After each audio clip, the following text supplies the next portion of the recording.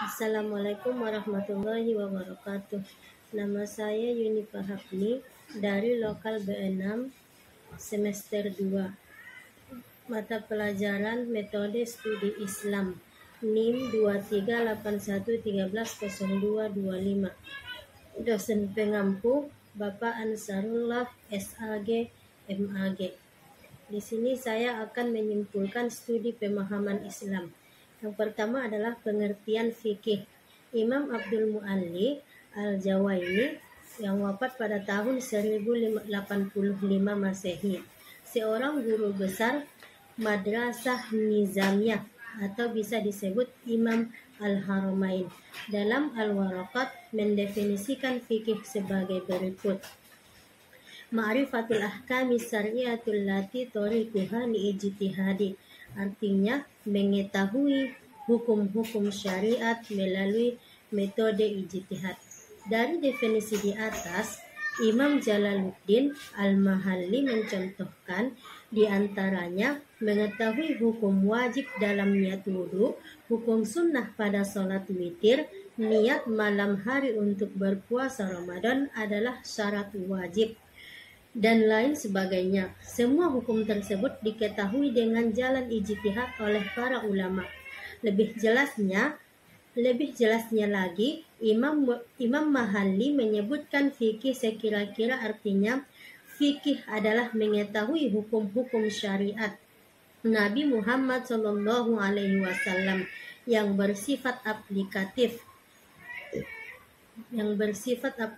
baik berkaitan dengan pekerjaan atau fisik, seperti mengetahui hukum wajib atas niat wudhu dan hukum sunnah atas sholat witir.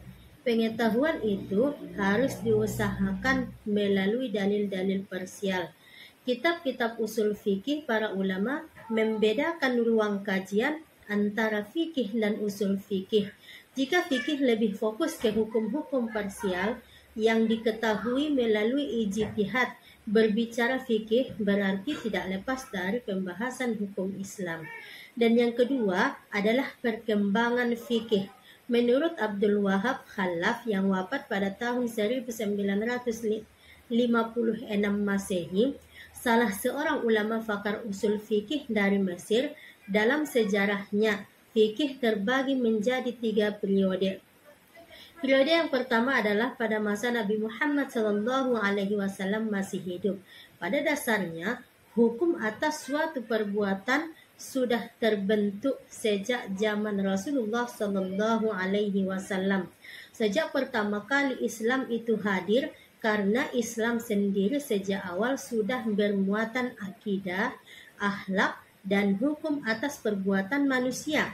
Pada periode ini, Rasulullah yang menjadi satu-satunya rujukan fatwa umat Islam. Hukum-hukum fikih saat itu terdiri dari hukum Allah dan Rasulnya dengan acuan Al-Quran dan As-Sunnah. Jadi, tidak mungkin terjadi selisih pendapat hukum saat itu, karena memang hanya ada satu pemegang otoritas hukum Rasulullah. Periode yang kedua adalah pada masa sahabat Nabi. Rasul tidak ada bagaimanapun problematika sosial akan terus berkembang, dan tentu hukum Islam tidak lepas dari hal ini. Pada periode ini banyak persoalan-persoalan agama yang muncul yang tidak ditemui saat Nabi masih hidup. Periode yang